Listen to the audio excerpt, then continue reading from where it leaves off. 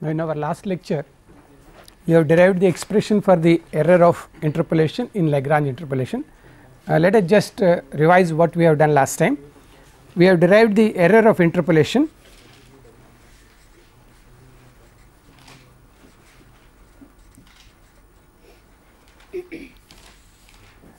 now we have denoted this as E n, n to denote the order of the polynomial that we are taking. This we have defined it as f x minus p x, and we have derived that this expression is w x divided by x minus w x by factorial n plus 1 f n plus 1 of xi, where w x is the product of all the factors in the given problem, x minus x naught, x minus x 1, so on, x minus x n. We can also find the bound for the error of interpolation. So, I can just take the magnitude and maximize the right hand side. Therefore, I will have less than or equal to 1 upon n plus 1. The maximum of this I will write it as m n plus 1, and then I will write down the maximum of in the given interval a b of w x, where we have denoted m n plus 1 is maximum of the n plus 1th derivative in the interval a to b.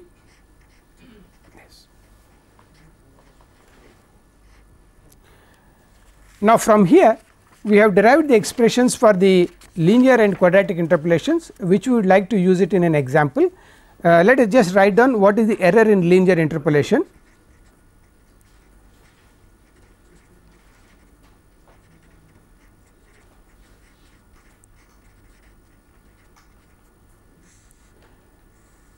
Now, here we are using only 2 points out in the data, that is x 0 f 0 and x 1 f 1.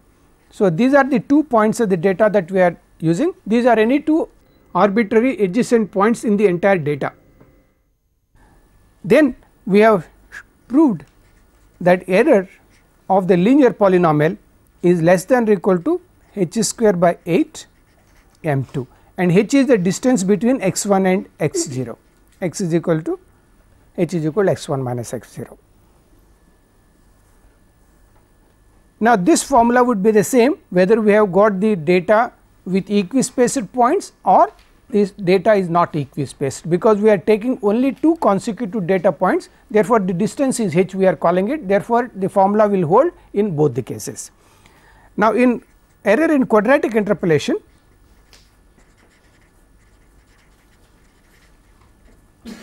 we are now approximating by a polynomial of degree 2. In other words, we are using therefore 3 arbitrary adjacent points in the entire data as this. We are using the 3 consecutive data points in the entire data that is given, and using these 3 we are now writing the formula and then writing the error in interpolation, and this we have proved it as less than or equal to 1 upon 6, let us call it as m 3, maximum of in the given interval, that is x naught x 2 is the given interval of magnitude of x minus x naught, x minus x 1, x minus x 2, where m 3 is the maximum of in the interval x naught to x 2 of f triple dash of x.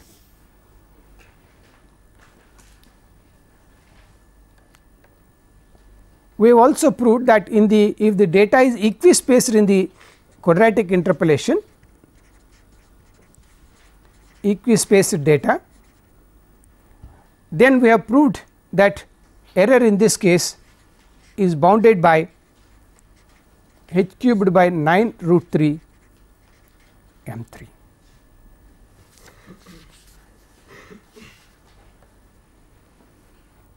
Now, I would like to use the results that we have derived here to find the error of interpolation in two examples which we have done last time. Let us just revise one example. Let me just show the example we have done last time. We said construct the linear polynomial which fits this data, predict the value at 1.5. So, now I want to find out what will be the error of interpolation in this example and what will be the error at this point. If I want the error at any particular point, I can just substitute. Let us suppose you have been given data values between say 1 and 10 and I want the error at a particular point. I can just substitute that value of x over here. If suppose I want at 1.5, I will substitute x at 1.5 over here and then simply find out the what are the right hand side and then write down the bound. If I want the largest possible value to be written on the right hand side, I will maximize it and then find out what is the largest value, so that I have got the required upper bound here. So, let us take this as an example. Let us write it as call it as example 3.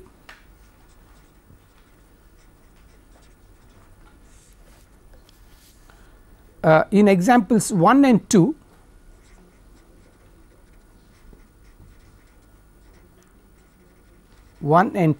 find the bound on the error.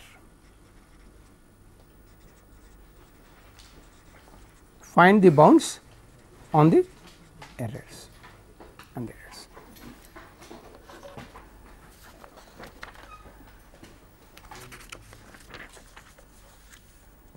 Now, I will first take this example, this example 1. So, let us put it as 1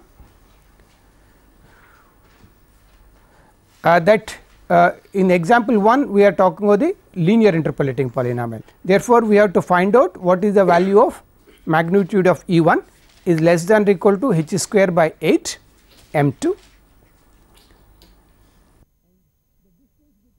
Here we have at x naught is equal to 1, x1 is equal to 2, x naught is 1, x1 is 2. Therefore, h is equal to x1 minus x naught, that is equal to 1. Therefore, this is simply equal to 1 upon 8 m2. Now, we will see later on how we may be able to get an approximate value for second derivative. We do not know as yet, but we will, if the function is given to us, we can do it, otherwise we will have some other alternatives which we will discuss it later on. So, this is the bound on the error 1 by 8 of m2 in this example. Now, if I take the other example that we have done last time, that the fit an interpolating polynomial for this data, we have given 3 data points and then asked us to find the what is the error in this particular this one. So, this is 3 points, therefore, we have fitted there a quadratic polynomial for this data. Now, for this data I would write down that error this is less than or equal to now, notice that the data is not equispaced. We have the points as x0 is 1, x1 is equal to 2 and x2 is equal to 4. So, they are not equispaced. Therefore, I will have to use the full formula that we have written here, and that is 1 by 6 m3 of maximum of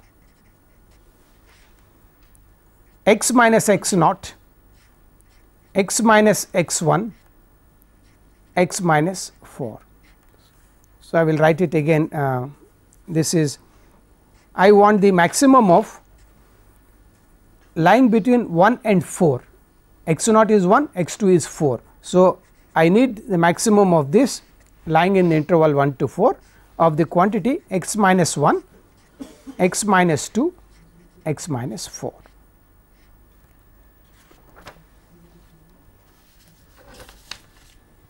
Now, we know this is a one variable problem. Therefore, if I set this quantity as gx, then I can just open it up, multiply it out. This is x square minus 3x plus 2 and multiply by x minus 4. I will get here x cubed minus 7x squared plus 14x minus 8. I have just multiplied these 3. Now, I want to find the maximum minimum of this absolute value. So, I will just differentiate this in one variable g dash x 3x squared minus 14x plus 14 and set it equal to 0.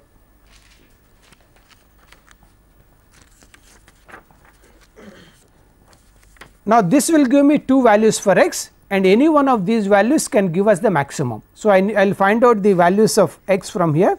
that is minus 14 by 196, this is that is equal to 28 by 2a.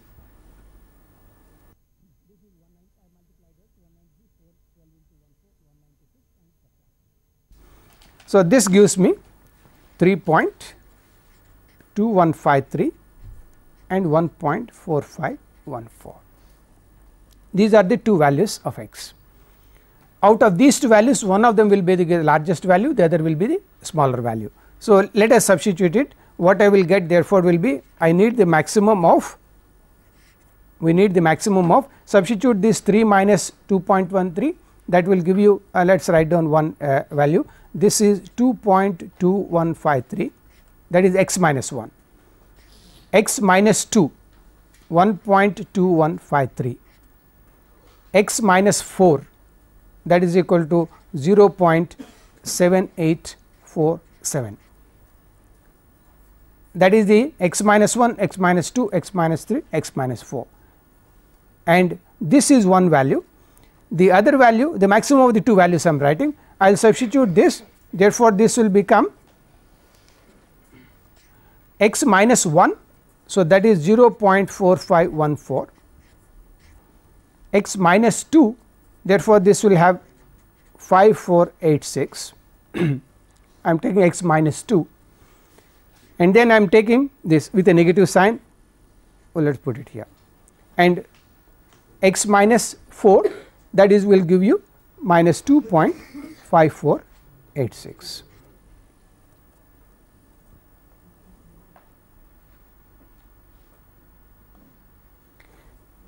Obviously, this is larger of the two and this is actually maximum of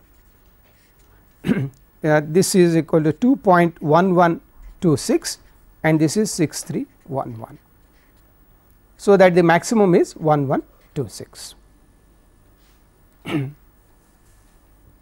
Now, remember we do not need to find the second derivative to find out maxima or minima. We are not really talking about maxima minima of g x, we are talking about the maximum of the absolute value. Therefore, it would be sufficient for you to just find the first derivative, find the values of x that will be there, substitute it in the given expression and find the largest of all of them. It is possible the smaller value here would give you, I mean, which it may be showing that it will be minimum, may be giving actually maximum, because we are talking of absolute. When once you are talking of a large negative value, the absolute will be the positive sign. Therefore, that may give you this. Therefore, it is not necessary that you should go for the second derivative and do anything. Now, therefore, when once we found out this maximum value, I will put it over here and say that this is less than or equal to 2.1126 by 6 into m 3. Now, I should put here m 3, yes.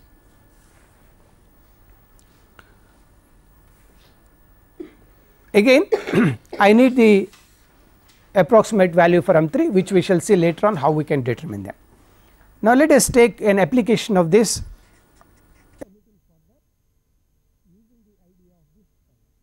So, let us call this example 4. So, what I would say here, I would like to construct a table of values. A function is given, a table of values for f x is equal to cos x.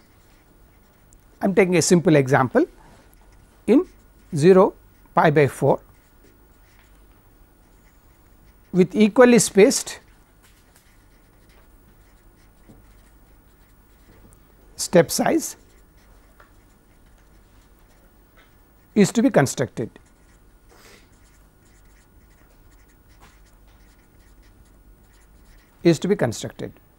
Find the maximum size step size,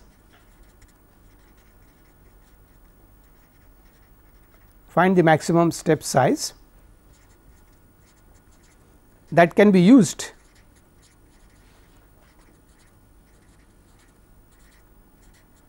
if the error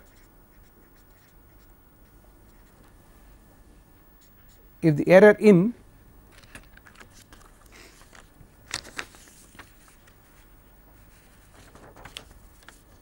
we will take two problems here, error in linear interpolation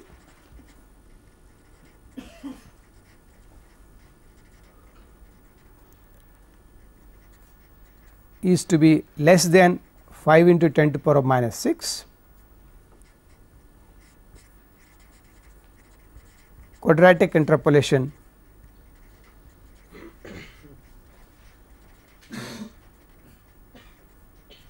is to be less than 5 into 10 to the power of minus 6.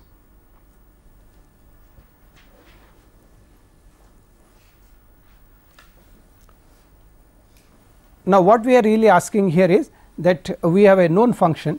I want to construct a table of values for it such that I may use linear interpolation in that. As a second problem we may use a quadratic interpolation, but the error of interpolation should be bounded by this quantity. Then tell us what is the largest step size that you can use for constructing this data values. This is a problem that we are looking at it in the reverse way, as what we have earlier. We have given a data there, we have constructed the polynomial and the error. Now, we want to construct a data using a given function. Now, for this let us straight away write down what is the error in our linear interpolation. Error in linear interpolation is bounded by h square by 8 m 2, h square by 8 m 2. Now, m 2 is maximum of, we are given the interval 0 to pi by 4. So, the interval 0 to pi by 4 of f double dash of x.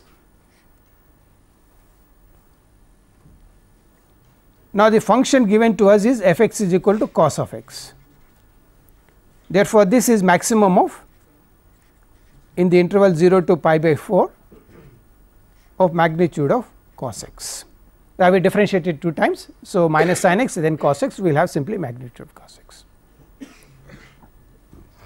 Now, the largest value is occurs at 0, cos 0 is 1, cos pi by 4 1 by root 2. So, it is a decreasing function. So, you will have the value maximum value as 1.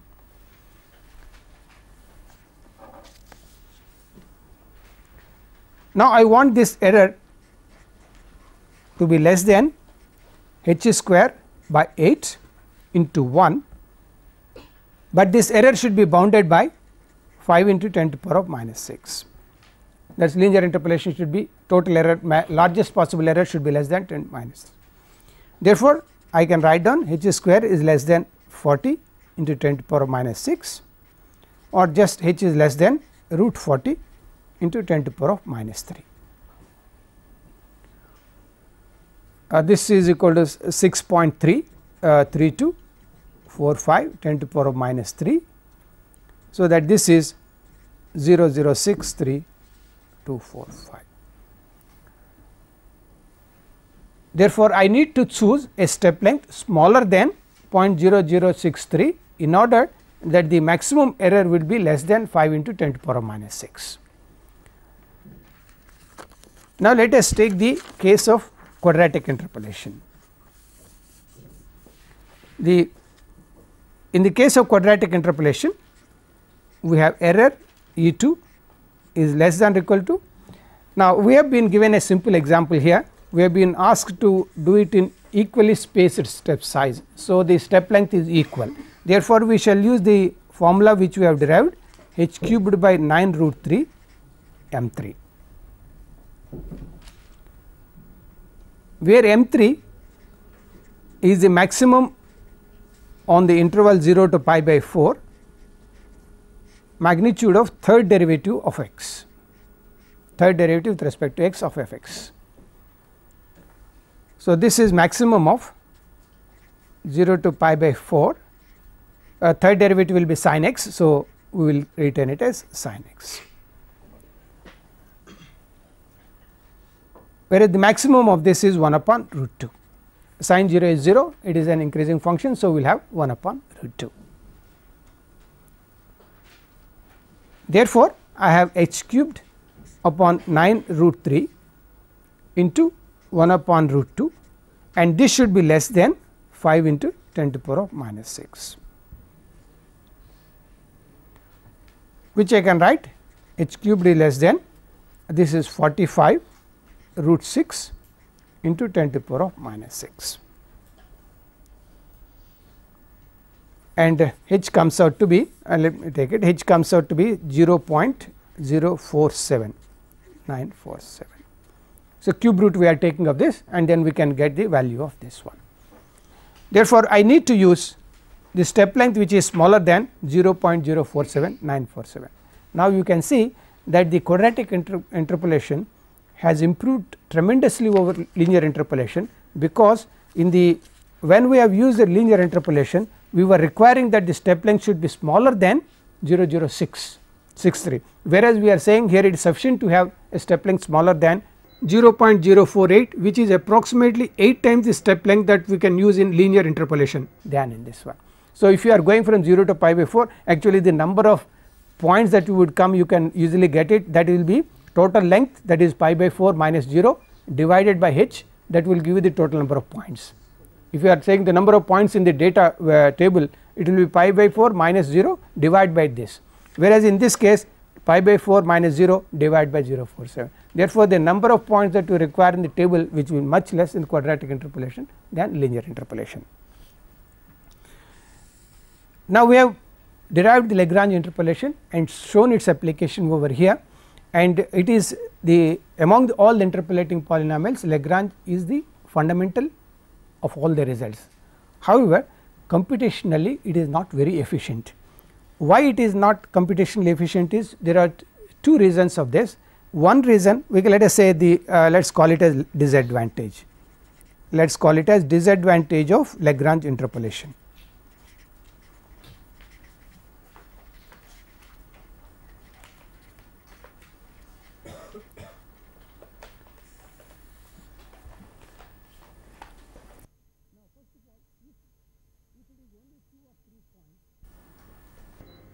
For obtaining the Lagrange interpolating polynomial, we need to find all the LIX, and that is the expression Wx upon x minus xi into W dash xi.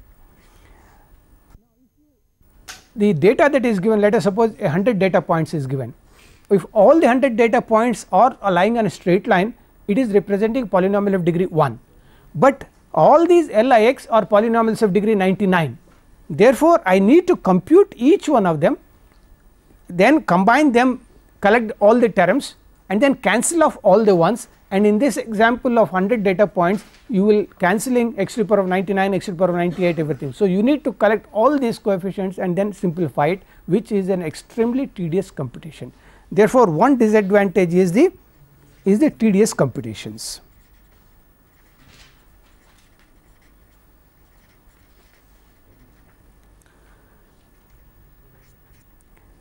The second disadvantage is that if I have a data given to me and if I add one more data item to this, the form of LIX is going to change completely, because it adds one more term. Therefore, all LIX have to be recomputed if we are adding one or more data items. That means again it is not a format in which one can use it easily. Therefore, the LIs ought to be computed, are again to be computed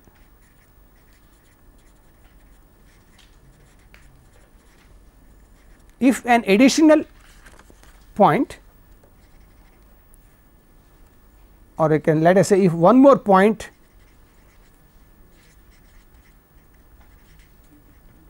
is added to the data.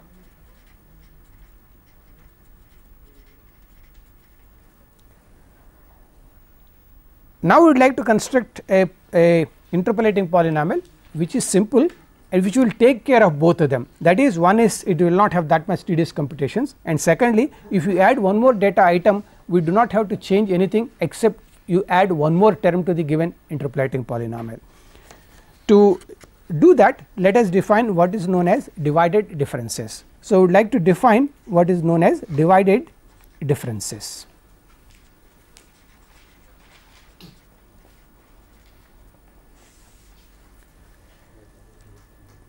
Now, what we have here is the data, let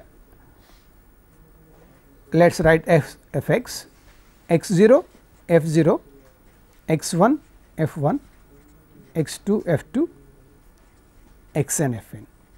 So, this is our data that is given to us. Then I would like to define what is known as the first divided difference. First divided difference.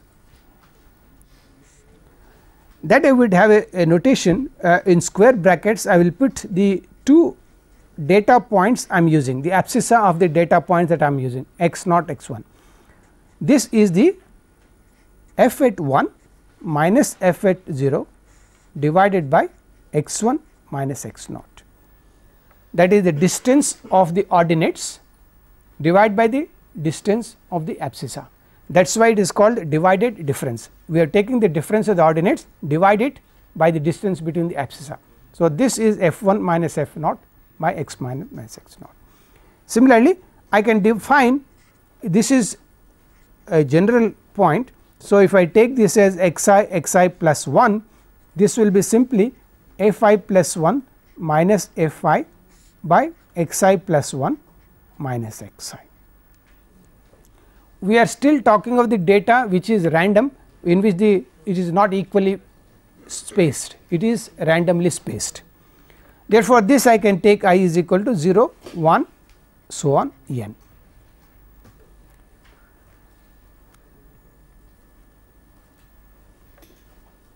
Now, I will define the second divided difference.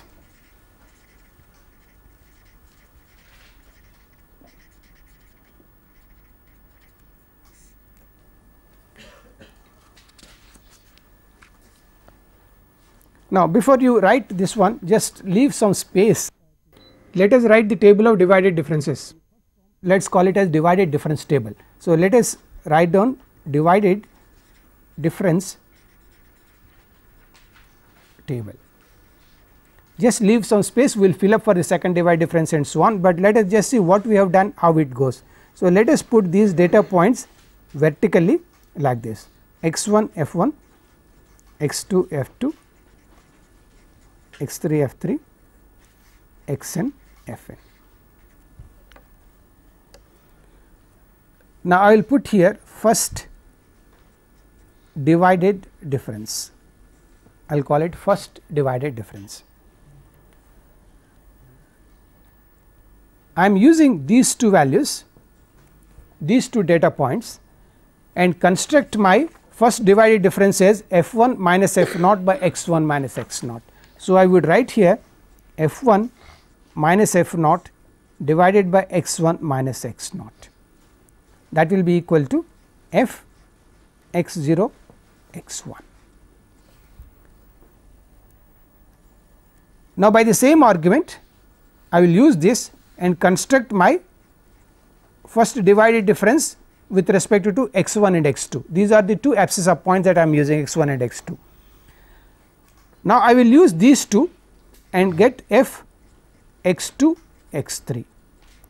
Now, the abscissa for these two is x 2 and x 3. So, this will be f 3 minus f 2 divided by the distance between the abscissas.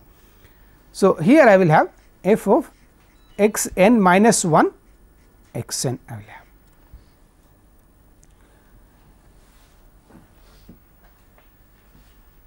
Therefore, the first column of this table will be all be the first divided differences for the entire table.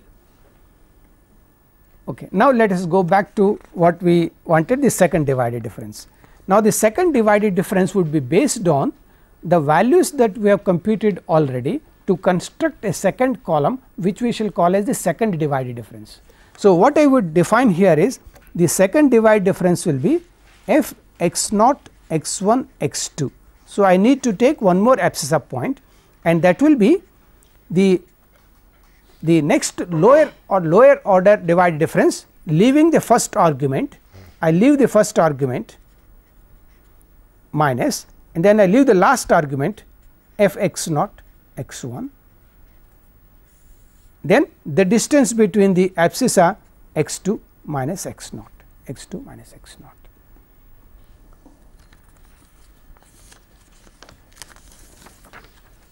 Therefore, if I generalize this now, I would have this as f x I minus 2, f x I minus 1, f x I. These are the three consecutive abscissa, and that will be the I leave the first argument, I will have the divided difference with respect to these two abscissa, then I leave this last one, I would have f xi minus 2 xi minus 1 divided by xi minus xi minus 2.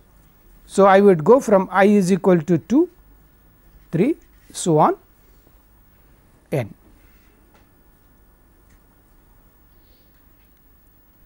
I is n minus 2, n minus 1, n, and this will be the second divided difference. Now, therefore, I can use this one and now construct my table of second divided difference. So, I would now make this a second divided difference.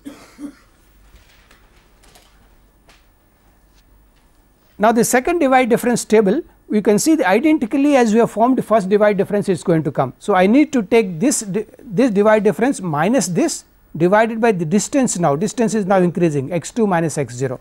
So, this will be f of, I can now write like this and then write this here, f x naught x 1 x 2. So, I am using the 3 abscissa x naught x 1 x 2, f this minus this divided by x 2 minus x naught. Now, if I use these two, then this will be x 1 x 2 x 3. Therefore, this will be second divided difference with x 1 x 2 x 3 and so on. I would get here f x n minus 2 x n minus 1 x n.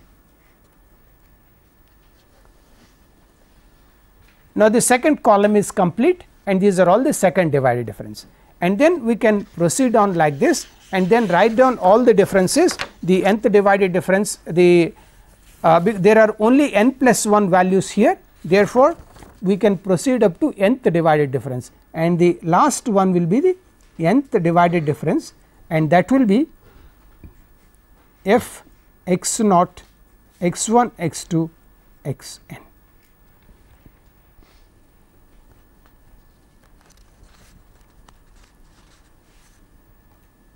We will have only nth divided difference, as I said, because there are only n plus 1 values over here. Now, let us just have a again, let us just go back to this slide and then see every divided difference, first, second or any, every one can be written in terms of the ordinates f naught f 1. I can open it up, simplify and then collect all the terms and then write down explicitly as a linear combination of f naught f 1 f 2. And if I do that, let us just have a look at one of them and then generalize it from there. For example, if I take f x naught x 1, this is equal to, I will take f naught first, f naught divided by x naught minus x 1, I will absorb the minus sign, so that I will have to write this as x naught minus x 1 plus f 1 upon x 1 minus x naught.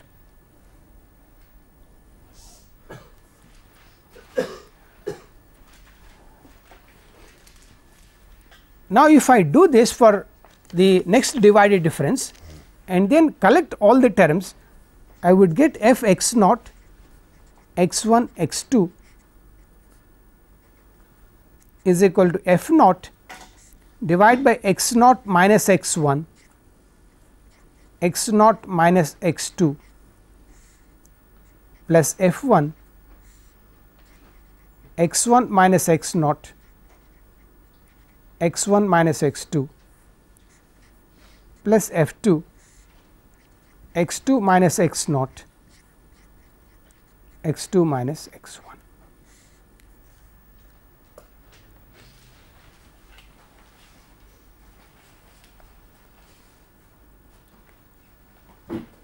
The denominator is a product of all the factors, with the first term being whatever the abscissa belongs to this numerator f x naught. Therefore, all the differences using x naught minus x 1 x naught minus x 2 f at x 1.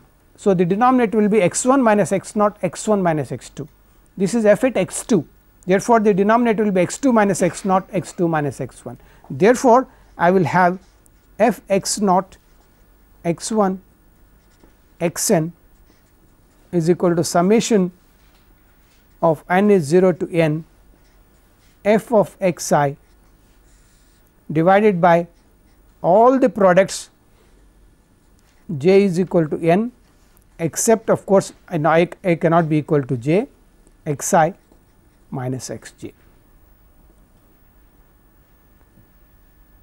As I said, the numerator is f at x I, the denominator will be all the products with the first term with the x I and all the remaining abscissas that are to be used, except of course I not equal to j.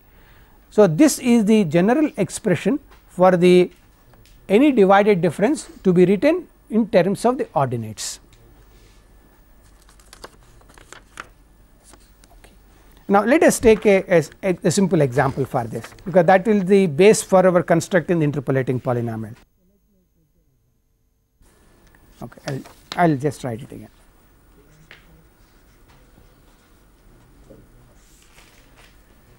Construct the divide difference table.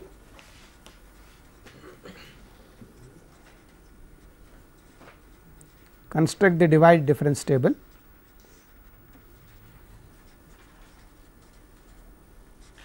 For the data x f x minus 2 15 minus 1 1 0 1 2 19 5 6 31.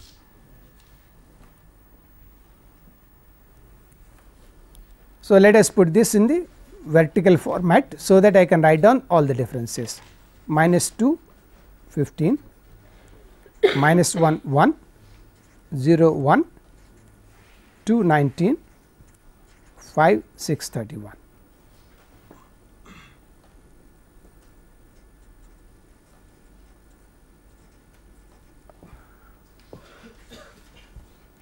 Now, this let us take these two, this is 1 minus 15 1 minus 15 divided by minus 1 plus 2 minus 1 plus 2. This is your x 1 minus x naught. So, this will give us minus 14. Now, let us take these two, the numerator is 0, therefore, let us keep it as 0, 1 minus 1 is 0.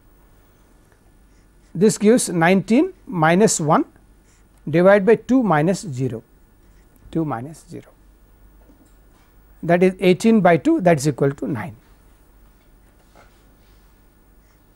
Then 631 minus 19 divided by 5 minus 2, 5 minus 2, that is equal to 612, that is equal to 204, 204. So, the first column of is complete. Now, let us take the second divide difference. So, if I take these two, I will have 0 plus 14. Now, we have moved x naught x 1 x 2, therefore, 0 plus 2, 0 plus 2, that is equal to 7. Then I take these two, 9 minus 0 divided by, now I have to choose the arguments x 1 x 2 x 3, that is 2 minus minus plus 1, that is equal to 3. Then I use this 204 minus 9 by 5 minus 0. So, that is 39.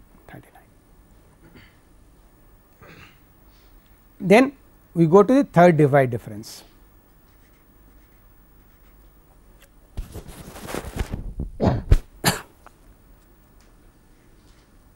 We will have this as 3 minus 7. Now, we have moved x naught x 1 x 2 x 3. So, this will be 2 plus 2, that will be 2 plus 2, that gives you minus 1. Then I am moving to x 1 to x 5, this 5, therefore, this will be 39 minus 3, 5 minus 1, that is 5 plus 1, 5 plus 1, 36 by 6, that is equal to 6. And here the fourth divide difference is 6 plus 1 divided by the distance 5 plus 2, that is equal to 1.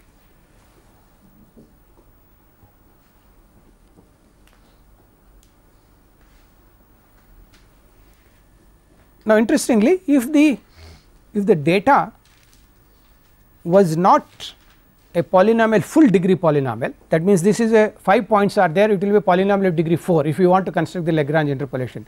If it is not a polynomial of degree 4, but it is less, say 3 or 2 or 1. So, if all the points are lying in the straight line, automatically the differences, higher order difference will become 0. The higher order differences automatically would become 0, implying that they are not lying on the full polynomial, but the polynomial of degree less than that one. We will see how we are going to express that one. This table itself would automatically tell us whether we are having a full degree polynomial or we are not having a full degree polynomial.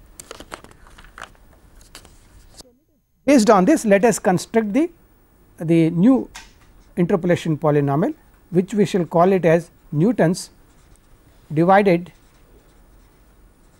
difference interpolating polynomial.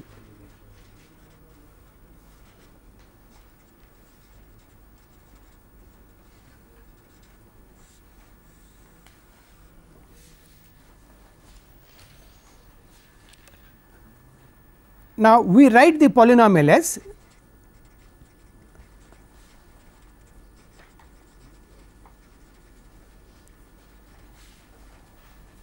when we have written the Lagrange interpolation, we have taken linear combination of f's and then we have written it as the Lagrange polynomial. Here we will not do that. What we do is we will write in a altogether different form.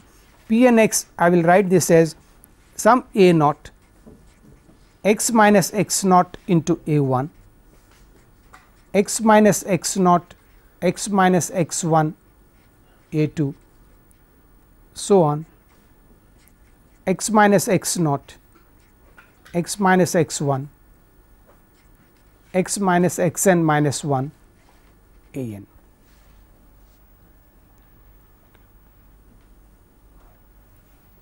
There are various ways of writing a polynomial.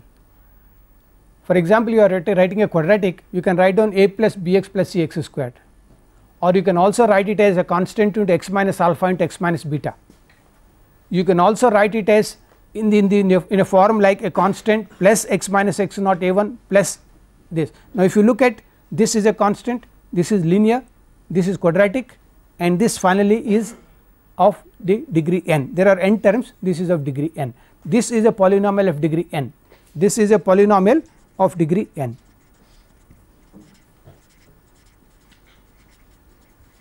There are various ways of writing a polynomial, therefore, we have chosen a way of writing a given polynomial. Now, if this is the polynomial, it should fit the data, it should fit the data.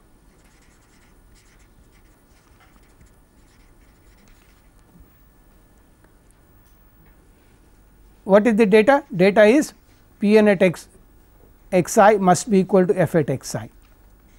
That is our data that is given to us as xi fi is given to us.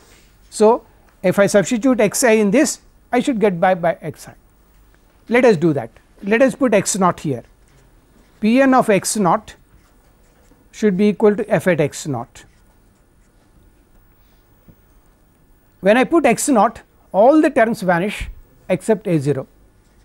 So, this is a 0. A 0 is simply f at x naught.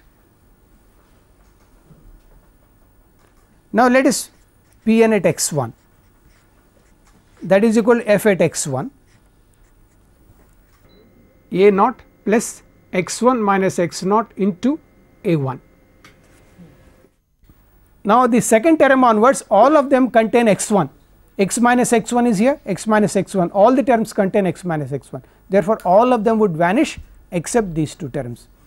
Now, a naught is already determined, a naught is equal to f at x naught plus x minus x naught into a 1.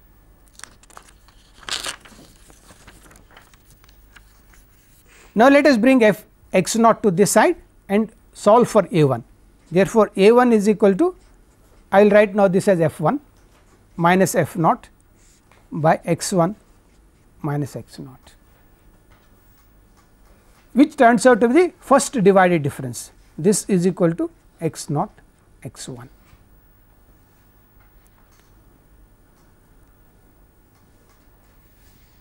Now, I repeat, continue it like this. I now substitute x2 in this polynomial. If I substitute x2, then I will get a naught x2 minus x naught a1 plus x2 minus x naught x2 minus x1 into a2. All the remaining terms contain x2 minus x2. So, all of them would vanish except these 3 terms, of which we have already computed a naught, a1 is also computed.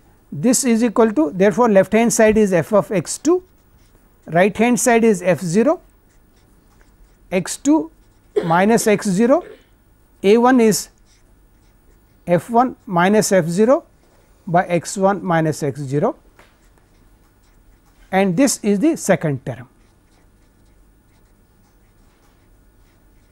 A2.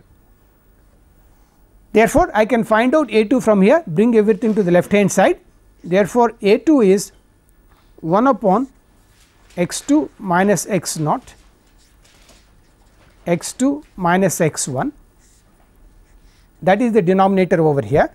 This is f2, this is minus f0 minus x2 minus x0 into f1 minus f0 by x1 minus x0.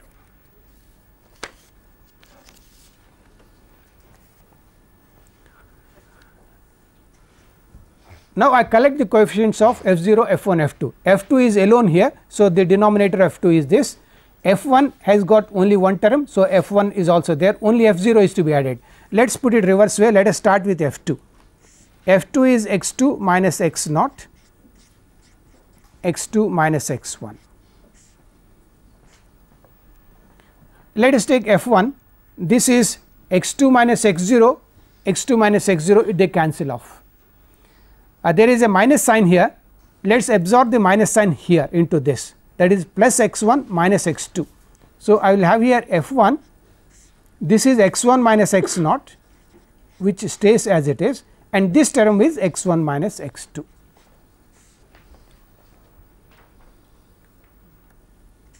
I collect the third coefficient f naught, and I would give the result for this. This will be simply x0 minus x1, x0 minus x2, and this turns out by definition our second divided difference. This is f x naught x1 x2.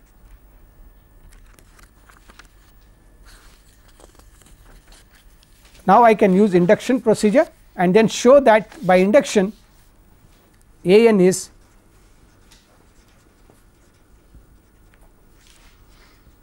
f x naught x1 so on f x n.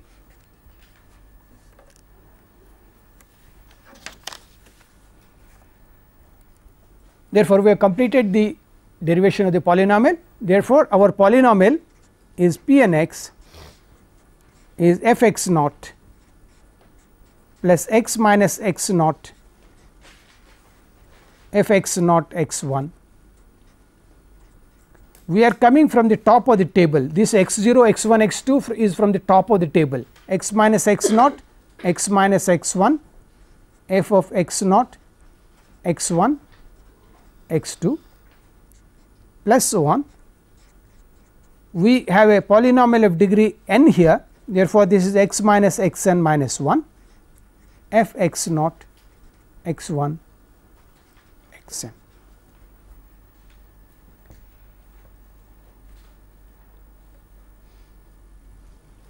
This is called the Newton's divided difference interpolation polynomial. This is the Newton's divided difference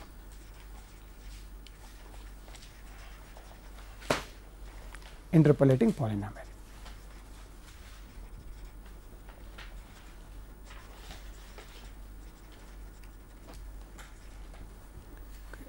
we shall take up the application of this in the next lecture.